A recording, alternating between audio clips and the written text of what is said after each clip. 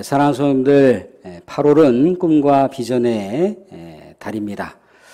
8월 또 이렇게 두 번째 또 주일로 우리 하나님께 예배 자리로 나아가고 있습니다. 이 시간 또 교회 현장에서 예배를 드리시는 분들이나 또 여러 사정 때문에 유튜브로 예배를 드리시는 분들이나 주 안에서 평안과 축복이 충만하기를 주님으로 축원드립니다. 옆에 계신 분들에게 오늘은 주 안에서 평안하세요 라고 한번 인사 한번 나누겠습니다. 주 안에서 평안하세요. 사랑하는 성도님들, 평안이라고 하는 단어를 사전에서 이렇게 찾아보게 되면 어려운 일이 없는 것, 탈이 없는 것, 걱정이 없는 것, 그렇게 의미가 기재되어 있습니다.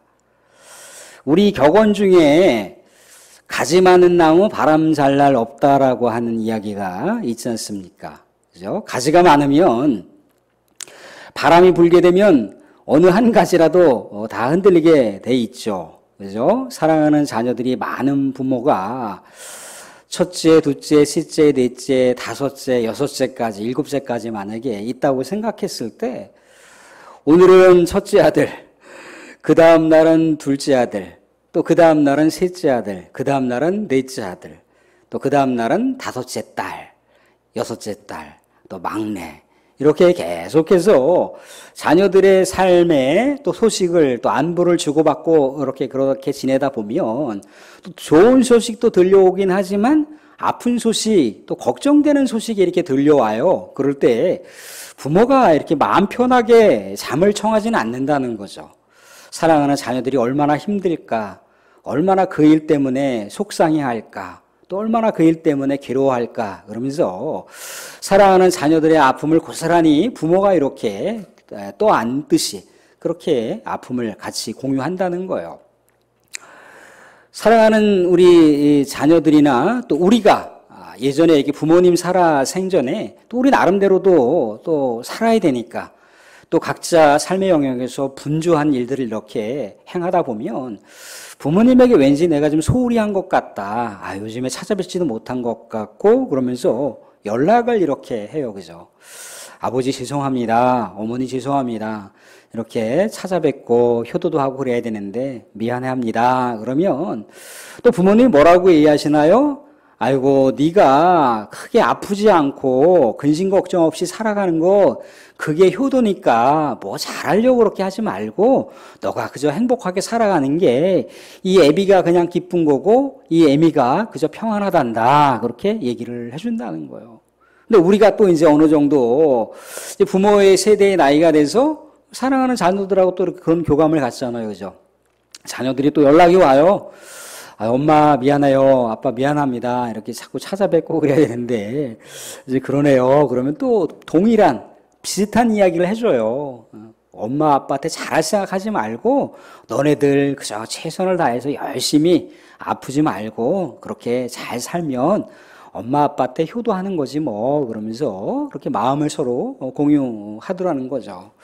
사랑하는 성도님들, 이 평안이라고 하는 것, 이 화야라고 하는 것, 화평이라고 하는 것은요, 사실 이 성경에서 우리가 이렇게 몸담고 육신적인 어떤 안식, 또 우리의 삶의 내용 가운데의 어떤 평안, 그런 것보다 훨씬 더 광의적인 내용으로 사용되어 있어요. 그래서 우리가 평안 그러면 우리 흔히들 인사말로 어떻게 합니까? 구약 성경에 의하면 샬롬 그래요. 샬롬 그렇습니다. 굉장히 광의적인 표현이에요. 딱 한마디로 다 얘기할 수 있는 그런 의미가 아닌데 여하튼 우리가 의미적으로 다 접근을 하게 되면 어떻습니까? 하나님의 언약 백성들이 그 언약을 붙들고 살아가게 됐을 때 하나님께서 그 언약 백성들을 지키시고 보호하시고 또 안위하신다는 거예요. 그러니까 하나님의 보호를 받고 하나님의 안위를 받고 하나님께서 지켜주시는 그 일관된 삶을 살게 되니까 삶이 자연스럽게 평안이 있을 수밖에 없죠. 하나님께서 하나님의 사랑하는 백성들의 그 나라와 민족과 또 사회와 또 가정 가운데 악의 요소가 될 만한 것들, 공격적인 요소가 될 만한 것들, 평안을 상실케 하는 그런 여러 가지 공격적인 내용들을 하나님께서 방어를 해주시는 거예요. 다 막아주시는 거예요. 전쟁 가운데는 죽음의 공포가 있잖아요. 그죠? 또 여러 가지 질병 가운데도 역시 마찬가지로 죽음에 대한 위협이 있단 말이죠. 또 우리의 삶 속에 여러 가지 이 경제적인 또 타격이 있을 수가 있습니다. 그런 여러 가지 요소들을 하나님께서 믿음의 백성들의 삶의 근저에서 관여하시고 개입하셔서 믿음의 백성들이 정말 기쁨과 소망을 갖고 살아갈 수 있게 하는 것. 그래서 샬롬이 그렇다는 거예요. 샬롬. 하나님 안에서 살아가는 삶 자체가 샬롬인 거예요. 그래서 우리가 주 안에서 평안해서요. 샬롬 되세요. 그렇게 우리 인사를 나누지 않습니까? 신약으로 넘어오게 되면은 사실 그렇게 의미론적으로다가 이렇게 한 덩어리가 아니라 되게 다양한 삶의 공간 속에서 이렇게 그 내용들이 이렇게 확대되고 굉장히 섬세하게 이렇게 많이 퍼져 있는 것을 우리가 확인해 볼 수가 있습니다. 그래서 이 평안을 우리가 신약으로 넘어오게 되면 에이레네 그렇게 합니다. 에이레네. 그래서 1차적으로다가 전쟁 용어예요. 전쟁 용어. 나라와 나라 사이에 전쟁이 완전히 종식된 거예요. 전쟁이 종식되면 뭐 어떻습니까? 그동안 난리와 혼란과 또 살상과 죽음과 그 죽음에 대한 공포와 위협과 그런 것이 완전히 다 사라지는 거잖아요. 그죠? 그때 찾아오는 평안. 그래서 평안 종식 선언을 하는 거죠. 평화 종식 선언을 하는 거죠. 전쟁이 종식되고 완전히 영원토록 평안이 있다. 그러면서 이제 평화 협정 조약을 맺습니다. 전쟁이 끝나고 우리의 삶에 진정한 기쁨이 찾아왔어요. 그러면서 그렇게 나눈다는 거예요. 종교적인 개념은 또 어떻습니까? 하나님께서 역시 마찬가지로 동일하게 믿음의 백성들이 어느 모습으로 살아가든지 삶의 현장 가운데서, 직장 가운데서, 가정 가운데서 수많은 사람들과의 만남에서 우리 믿음의 백성들을 우리 주님께서 궁극적으로 지키시고 보호하시는 거예요. 그러면서 우리 믿음 백성들에게 주어져 있는 인생의 그 하나님의 도성까지 가야 되는, 하나님의 그 천성까지 가야 되는 그 길까지 우리 하나님께서 그 길을 책임져 주시는 거예요. 그게 에이렌입니다. 그게 평안인 거예요. 평안의 반대는 또 뭔가요? 평안의 반대. 평안의 반대. 아까 근심, 걱정, 또 탈이 없는 것. 그것을 우리가 생각해 보게 되면 되죠. 그죠? 그럼 평안의 반대는 두려움, 또 죽음의 위협, 또 근심, 걱정이 될 수가 있다는 거예요. 이게 이제 우리의 삶 속에 깊숙하게 이제 침투해 들어오니까 이런 것 때문에 우리가 불안하고 이런 것 때문에 사실 우리가 근심 걱정을 하는 것 아니겠어요. 그죠? 근데 이 평안의 진정한 주체는 누군가요? 우리 주님이세요. 하나님이세요. 내가 아유 평안해야지. 내가 뭔가 안식을 누려야지. 그런다라고 내 마음이 평안해지고 내 마음에 안식이 누려지는 게 아니잖아요. 그죠? 그분께서 내 삶을 보장해 주셔야 되는 거예요. 그분께서 내 삶을 안위하시고 평안을 주셔야만 평안을 얻을 수가 있어요. 우리 예수님께서 뭐라고 얘기하시던가요? 우리에게 평안을 너희에게 주노라 그렇게 했어요. 평안을 너희에게 주노라 그러면서 세상 가운데 근심이 있고 걱정이 있고 시련이 있고 아픔이 있고 또 문제가 있지만 어떻게 하라고 합니까? 담대하라고 얘기합니다.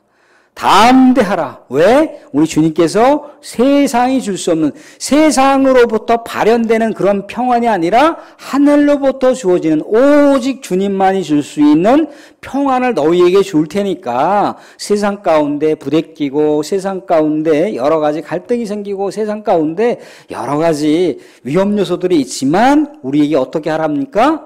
평안하라고. 평안하라고. 그러면 세상 가운데 담대하게 살라고 그렇게 우리에게 말씀하시고 계세요. 너네들이 세상 가운데서 담대하게 살았으면 좋겠다라고 이렇게 권유형이나 청유형으로 말씀하시는 게 아니라 명령형으로 말씀하고 계세요. 세상 가운데 담대해야 돼. 담대하게 살아. 그렇게 얘기를 하시더라는 거예요. 뭔가 그러면 우리 주님께서 뭔가 주실 만한 게 있는 거잖아요. 그죠? 뭔가 비빌 언덕을 주신다는 거잖아요. 그죠? 비빌 언덕 뭘 주신다는 거예요? 평안을 너에게 줄 테니까. 세상 가운데 너희의 평안을 위협하고 평안을 상실케 하는 모든 요소들을 내가 다 방어할 테니까 담대하게 살아. 그렇게 얘기를 하시더라는 겁니다. 사랑하는 성도님들 주 안에서 평안을 누리실 수 있기를 주님으로 축원드립니다.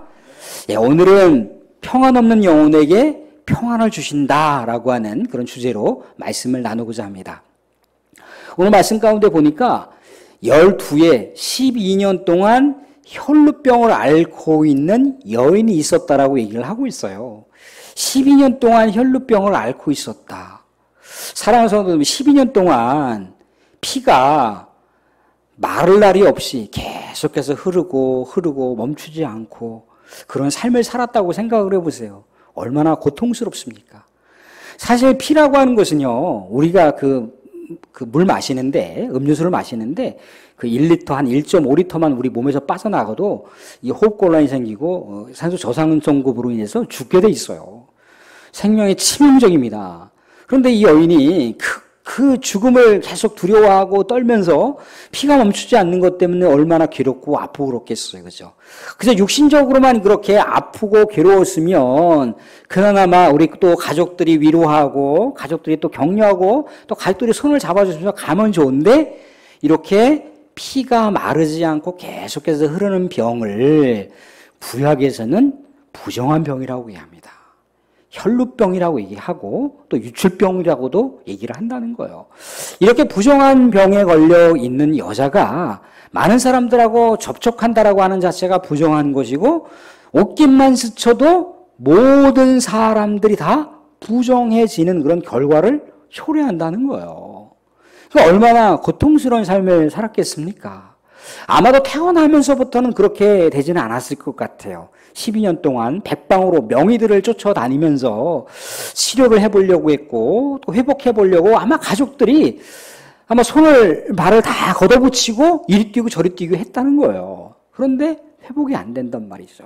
부정한 병으로 완전히 낙인이 찍혔어요. 많은 사람들 앞에 나서는 것도 안 되거니와 많은 사람들 앞에 옷깃도 스쳐서도 안 되고 심지어 밥을 먹을 때 유출병 걸려있는, 혈루병 걸려있는 여자가 숟가락을 잡는다든가 젓가락을 잡는다든가 밥그릇을 잡는다든가 그런다 할지라도 그것들이 다 부정해지는 거예요. 부정해지는 거예요. 유리잔을 잡았다 그러면 그걸 깨트려 버려야 돼요. 그러한 고통 가운데 살고 있더라는 거죠. 그러니까 율법이 이 여인을 완전히 다 죽이는 거잖아요. 죽이는 거. 또 어떻습니까? 이 병에 걸려있는 이 혈루병에 걸려있는 사람의 이 대상이 누구예요? 여자란 말이죠, 여자. 예수님 시대에는 여자라고 하는 존재는 인권이 없어요. 인권이.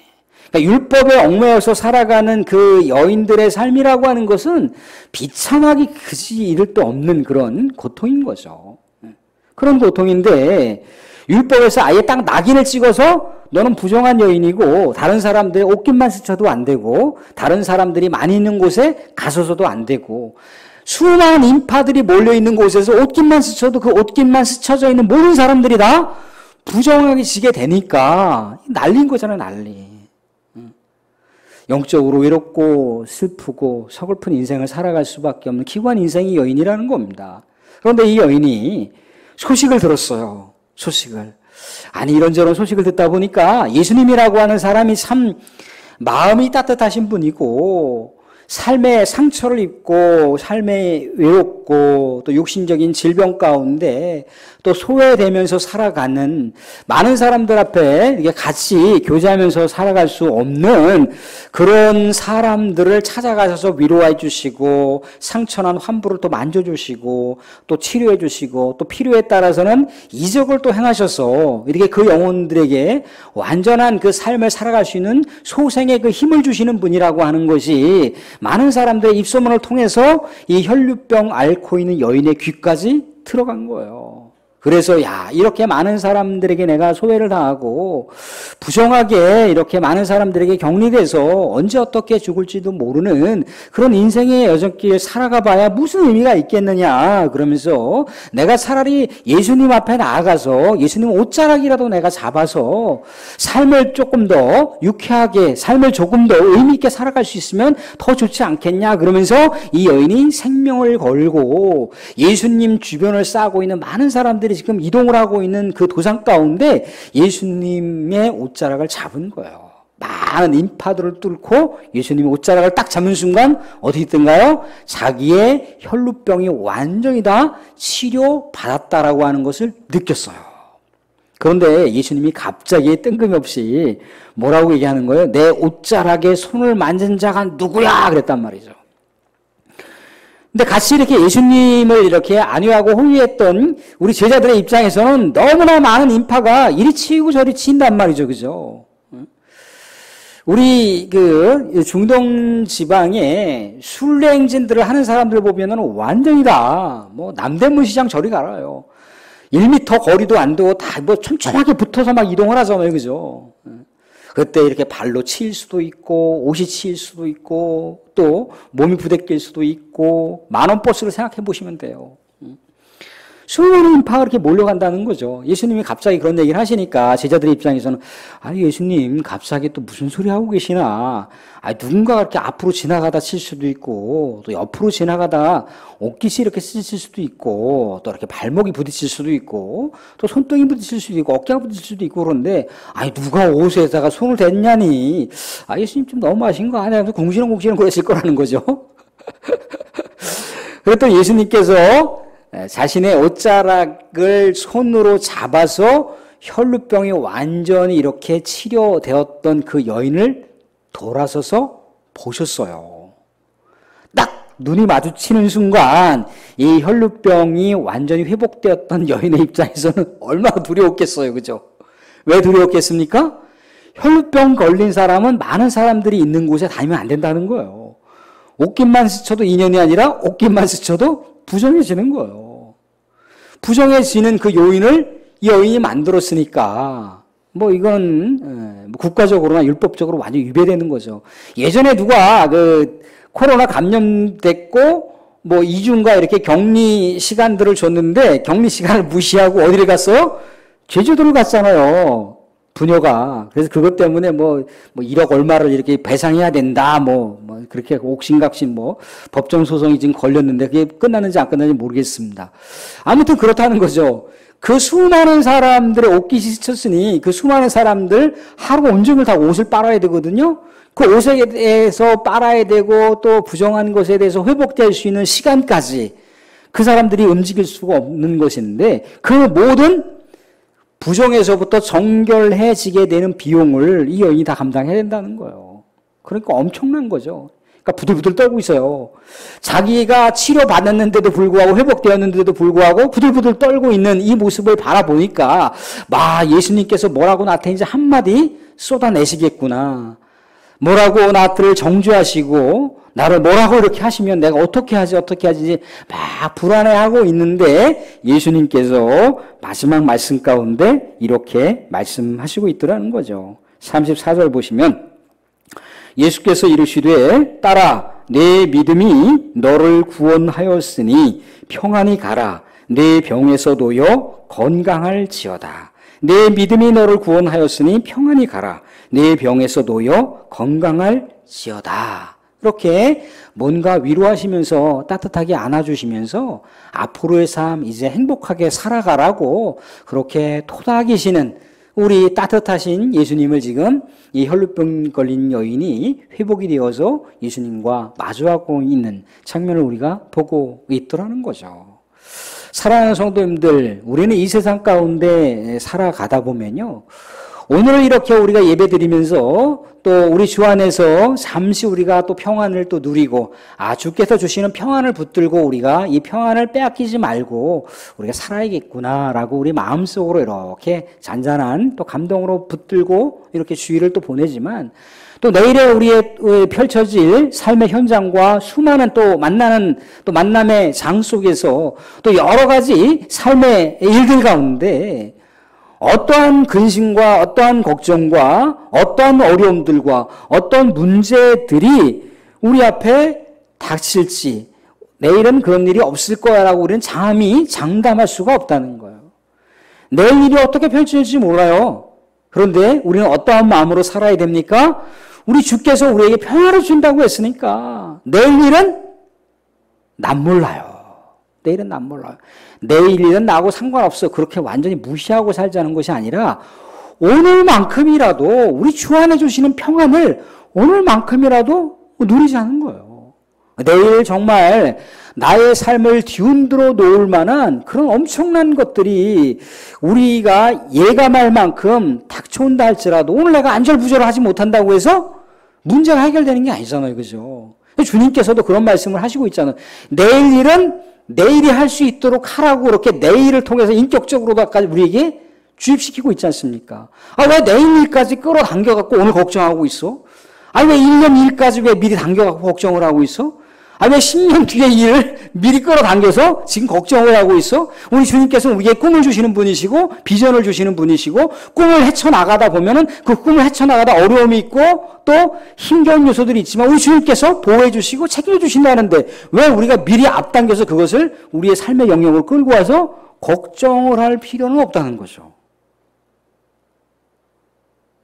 걱정마저도 우리 주님께서 봉쇄하시기로 하셨던 분이세요.